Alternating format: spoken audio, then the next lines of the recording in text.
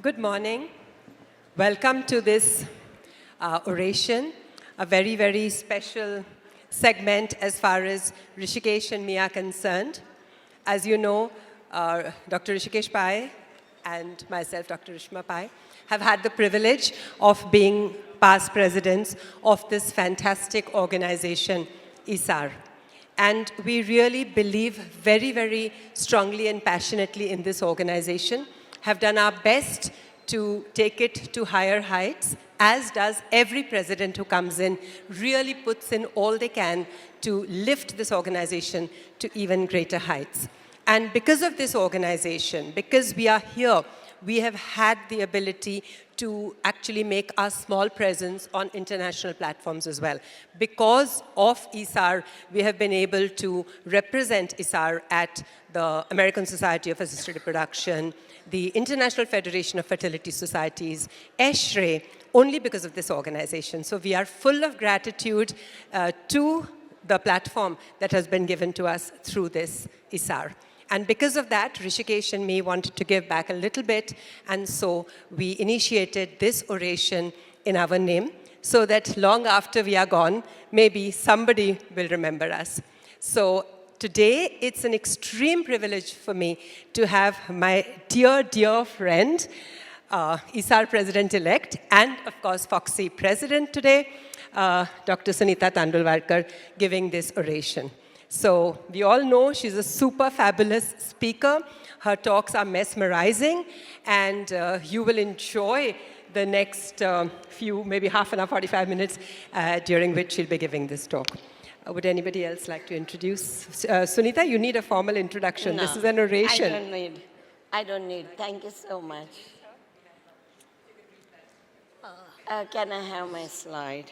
Sunita, one thing is only that you are the person who believes in innovation, and definitely in every field, not only in the science, but everywhere she has started, and really her work on this stem cells and all, it's naturally, and all, she is the icon for all the youngsters. So we should follow, and all the seniors also, and then the juniors, they should follow you, that we can do anything in our country just to say that we are not getting the funds, but we can do if there is a way. If there is a will, there is a way. Thank you. Thank you. Welcome you. Thank you, Leela. Can photographer finish the work and then I start my oration? Because it is too distracting. Thank you.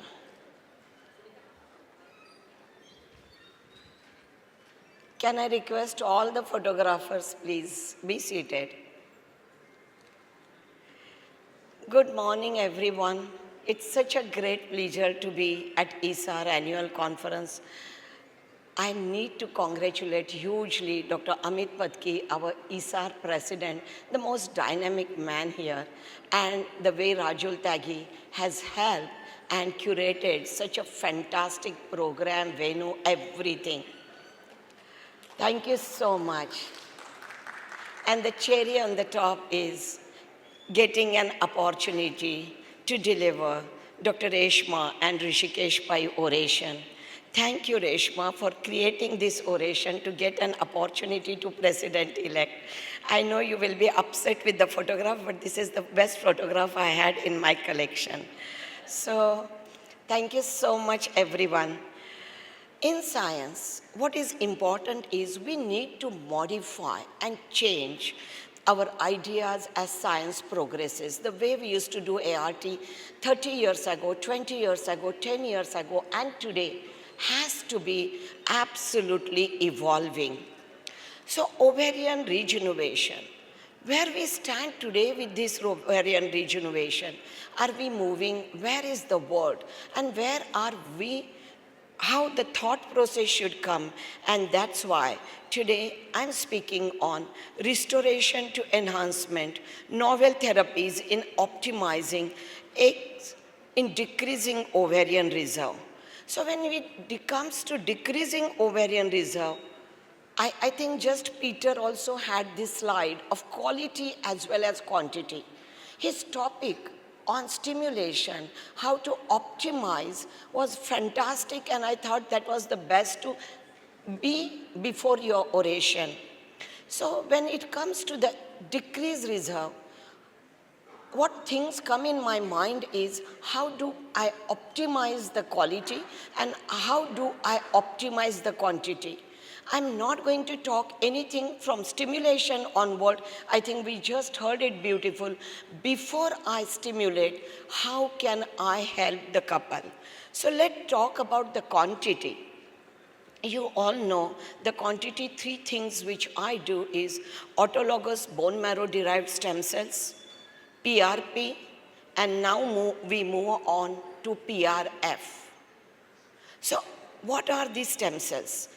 What is the importance? Why do I believe that a decade down, the therapy which we will be working more, not only in the regenerative medicine in infertility, but in a regenerative department of whole body, I feel stem cells will replace the way we function the medicine.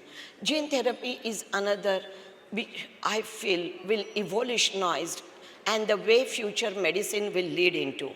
So these stem cells, they have capable of self-renewal and they differentiate in particular tissue in response to the environment and a signal after you put that cell into that tissue. This is very important.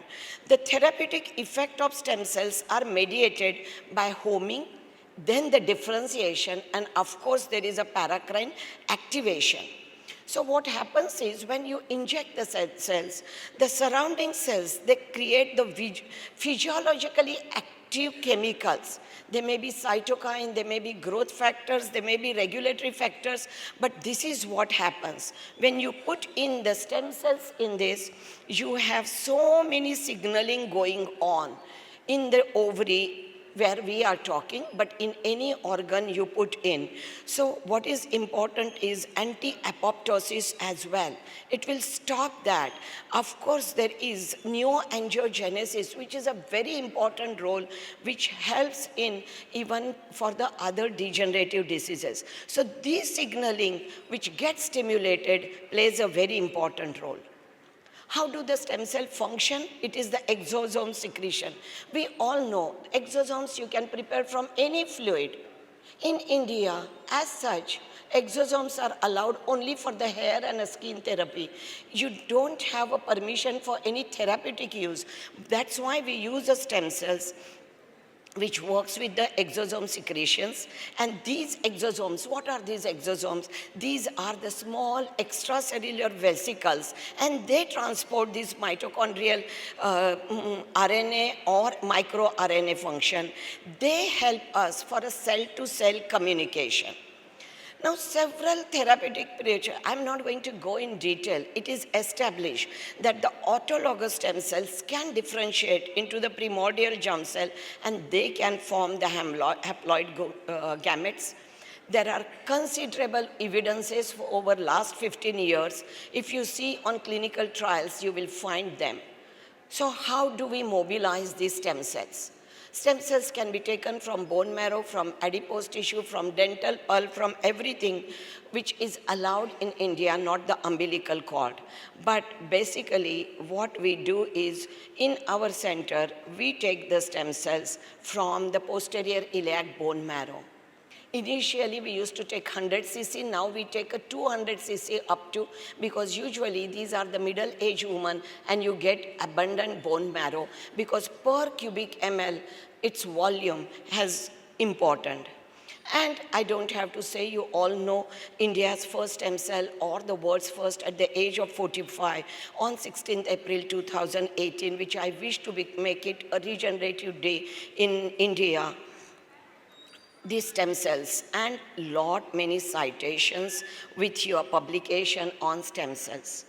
We were in a darkness maybe a decade ago in 2015 when we started, but now we are moving towards the knowledge thanks to the researchers across the globe who are working.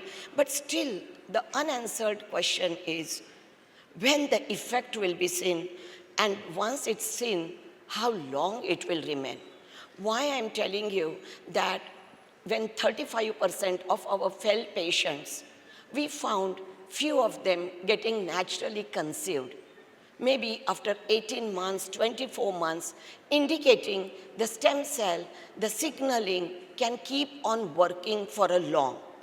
And that's where we have to work more so that from a research, it will become more of a therapeutic application. Unveiling the power within your blood, I think PRP, I'm not going to talk about it because many of you are doing more than what I do PRP. But PRP works because of these components which help it. We have moved on to fibrin, platelet-rich fibrin, the second generation PRP. Platelet-rich fibrin is an advanced version. It's the fibrin which is essential for the blood clotting. Now, what is the difference between the PRP and the PRF is, in PRP, we use a heparin, we don't allow the blood to clot.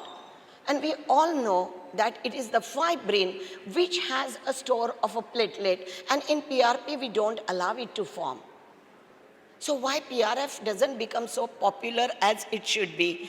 PRF is a very simple procedure as such. It is a slower centrifugation. It gives you a rich concentration of platelet, white blood cells, and fibrin. The problem is the procedure. It's a very fast you need to do, otherwise your blood get clotted because you are taking unheparinized syringes. So no anticoagulant we use in it. What is the advantage of it is its duration of action. PRP works probably for 24 hours only, while the PRF works for 7 days. And it's more potent because you are directly having the fibrin with it, and probably for other dermatological condition or the wound healing, diabetic foot, probably PRF will replace the PRP, while with our science in infertility, we still cannot use PRF for endometrial regeneration because it clots before you pass in, but for intraovarian, we still do it. So POF, if you see the causes of aging, there are many, but when it comes to premature aging, probably this is the compartment where stem cell can help you. But it's not that 32 years with 0.5 AMH stem cells will reverse it to 3.5 AMH, asking you to get 10 to 15 eggs. No. Probably you may optimize few number of eggs, but then what is important is the quality. We all know when we talk about aging, it's not only, it is the age of a lady. Even at 32, if your AMH is 0.5, your eggs will behave that of 0.5 mH and not of your 30 age group. We all know that because with this aging ovary, there is an oxidative stress, there is going to be a DNA damage, there is a decrease in the mitochondria and hence the energy formation, epigenomic changes and all. So we all know one of the most important factor which determine the response and the quality is her ovarian reserve and not the age of a lady. If the aging of the ovary has happened, then you don't expect the great quality of eggs. This is a natural reproductive aging. This is the reason why we can't have 100% success in IVF. Even if naturally at the age of 30, around 34%, means nearly 1/3 of the eggs will be genetically and hence the embryos are aneuploidy embryos. So we have to accept and understand that we are seeing only the tip of the iceberg.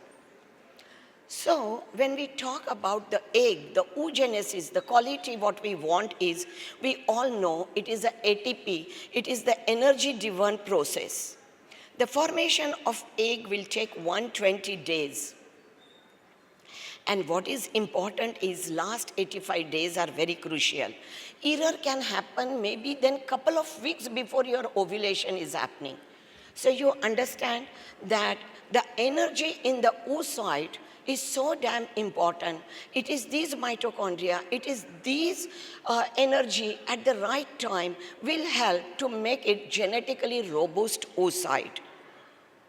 So role of a mitochondria in oogenesis, I don't need to tell you, there are several publications which already are speaking about that.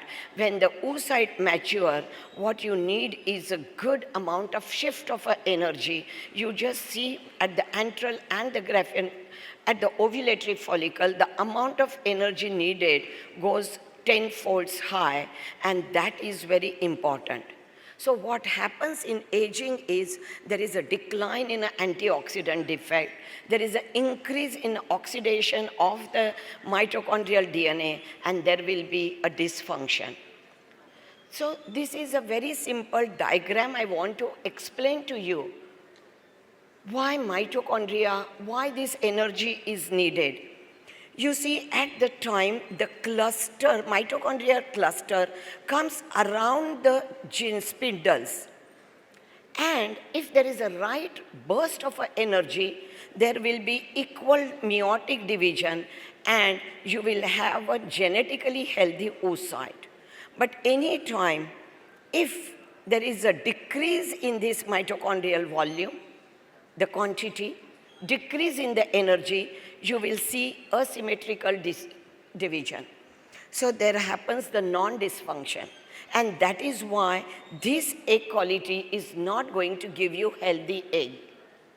This is aneuploidy egg, embryo making egg. So what shall I do? I need to improve, so I understand I can improve the quantity, but to optimize the quality, now I understand I need to make those eggs with the robust energy, with the good amount of mitochondria, because I understand whenever there is a dysfunction of a mitochondria, there will be a decrease in the quality, giving me aneuploidy embryos. Is it only the oocyte? No.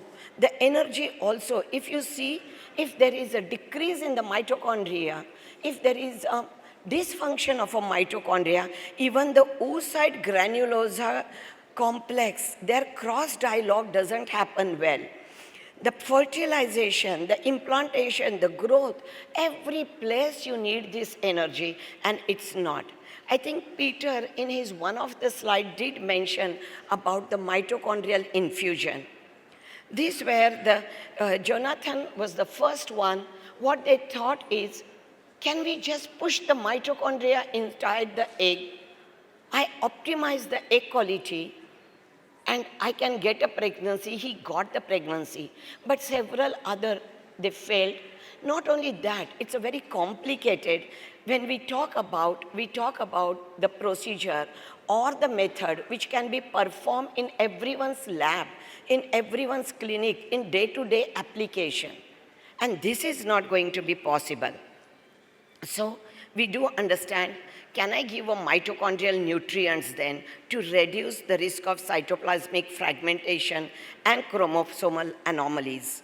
And then comes the embryogenesis. Way back, 1918, Wilson has said the embryogenesis begins with oogenesis. So oocyte was the one which has given more importance than the sperm. And as we age, mitochondria decreases, they're less efficient energy production, and we need to think about giving these mitochondrial nutrients. And this is a many publication, it's not one publication. People started thinking, we all know that the CoQ decreases as we age. So can we give these CoQ enzymes? And can we improve the mitochondrial function? And can we think about that suboptimal CoQ itself can give a mitochondrial dysfunction? So if you see, these are the many journals which has spoken again and again on mitochondrial dysfunction and emerging role of CoQ, and the Nobel Prize winner electron chain transfer. This is a very interesting. Actually, this chain, when I read in depth, it's very difficult. As a clinician, we don't go into the intricacy about this. I got an opportunity to read about the CoQ, which everyone was talking about, is very important in complex 1 and complex 2. These CoQ, they work like a carrier of electrons, and then they take it to the complex 3. So I understood that end of this electron chain is a ATP. So by giving a CoQ, I may help. But then I went to complex 1 and I found NAD+. Now, I have a wellness therapy, the regenerative medicine department, where we use NAD injectable for reversal of aging or intelligent aging. And that's why I was aware of what NAD does. Now I was aware that this is the mechanism by which NAD is nothing but the preliminary step of a B3 coenzyme. So we started thinking, why not to think about giving NAD also? Now, unfortunately, injectable NADs are not available in India. What is available is oral form, which are expensive, and that is why we all are using the next product, CoQ enzyme. But I thought, since I have the NAD in my department, what can I do? And I realized that this NAD plus, it is an important regulator of mitochondrial dynamics. So I want to optimize, we have to think, I need to get, if I'm getting only 4 oocyte, I want at least 50 to 70% fertilization rate, cleavage rate, and the implantation rate proportionately. So can I think of giving this NAD plus? And we realize that yes, NAD gives the energy boost. NAD helps in epigenomic. NAD helps in delaying the telomere shortening. Why not? When it decreases the inflammatory aging. It decreases the oxidative stress. And we started using this NAD therapy. The mitochondrial DNA content of a oocyte and cumulus, when you understand that, you need to find out. Now, many of the time in our lab, this is very important, this last, we find that the aging oocytes, they don't fertilize. So the protocol is do the ICSI for these patients. By failure of a fertilization by natural method, doing a ICSI, we can have the fertilization. But will you get the cleavage rate? Will you get euploid embryo as an end result just by doing a ICSI? No. You will have arrested embryos. You will have a decreased euploid embryos unless you optimize the egg quality. And that's why only doing a ICSI for advanced maternal age and then blaming the embryologist that you have a cleavage rate at that embryos, they stop growing because the quality of eggs what they got was bad. The gene involved in CoQ synthesis that decreases as we age. And this is very important that mitochondrial respiratory chain in granulosa cells, it decreases with aging. So we have to rethink. You can't have the patient came, you just gave a CoQ enzyme just for your sake, and you started the treatment. How long I need to give? I understand that by giving CoQ, I may help the patient. By giving NAD, I may help the patient. But how long? And then these animal studies, which were transferred into the human study, I see Casper doing a tremendous work in this. What they found is, if you really want to optimize the embryo quality and decrease your aneuploidy rate with those eggs, 600 CoQ, you need to give for 3 to 4 months. We just saw the formation of oocyte is taking 120 days. How can you give today and next month you accept?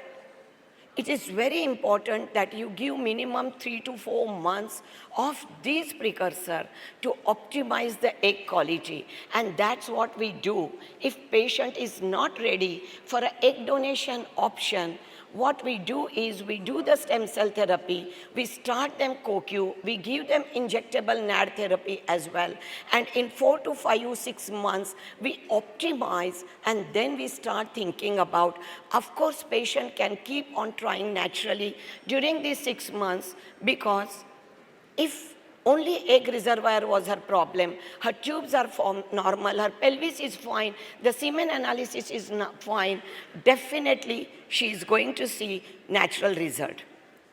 This is a very important, which we use in our wellness and regenerative medicine department.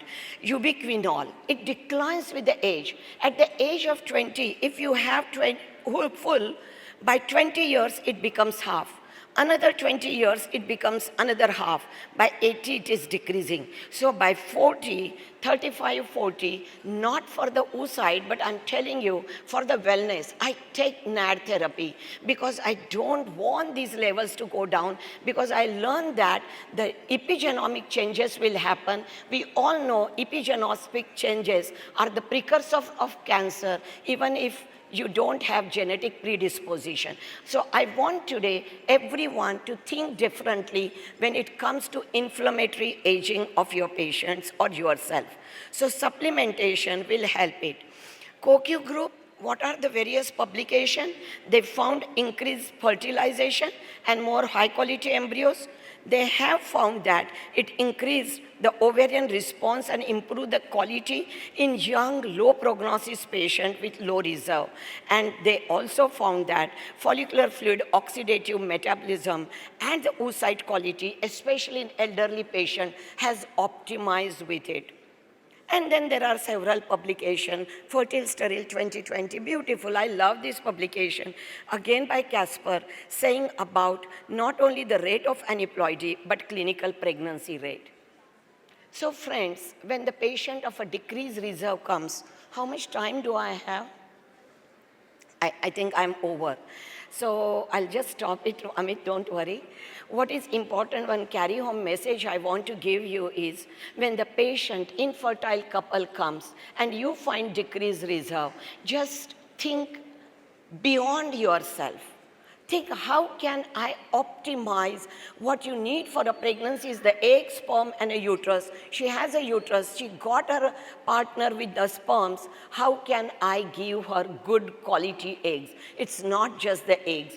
Optimize your oocyte quality, optimize your fertilization, cleavage, and implantation, and carry home baby rate. So alone CoQ, yes, at present, unfortunately, we have only that freely available in India. Give 120 days, there is no need to go early, and then you can expect these mitochondrial changes. We don't go and see into the cell, but we study our oocytes and the implantation from outside. If I'm going to have a euploid embryo, naturally, I'm going to have it. Am I going to stop? Are these only CoQ enzyme or a NAD? If you see the anti-ovarian aging pharmacological strategies, the pharma company, the research people have so much to think over. We are thinking only one component of CoQ, antioxidant. I definitely feel melatonin, when it comes, it will help like anything. NAC therapy, yes. Resveratrol, we all are hearing about it. The time will come, then you will have many more products into the market. So unveiling the power within oocyte, friends, delving into this world of a medicine of oocyte, it's absolutely brings tranquility to my work, akin to meditation. It's very, very important. We think, we evolve, and I know that it is this Society of Ovarian Regeneration, which I launched, is taking a back step. And last week only, I did the meeting, and we want to, because the medicines which I'm talking about, if we want to evolve with melatonin and other medicine, we need to have the society who think it with the scientist way, and we can work on it. Thank you so much.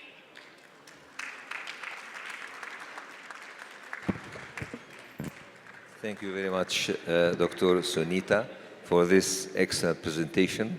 Dr. Sunita had enlightened us on the recent trends in the improvement of the quality of the site and improving aging. It is a great talk which explored all the different methods available, and certainly we would love to see this in general practice so that we can improve the outcome for our infertile patients. I think, sir, the first stem cell baby, if I'm not wrong, it is in 2015 from Egypt only. Yes. But the age of a patient was below 40, and Yeah. ours is above 45. Yes. I wish in future, well, there will be some methods to improve aging in men as well. Yeah. You know. But certainly, at the end of this session, I would like to sincerely thank you for this excellent presentation. Thank you, sir. And also thank my co-chairperson and thank the audience for being here. I see the hall is full, so obviously everybody was interested in your talk. Thank you very much. Thank you. Thank you.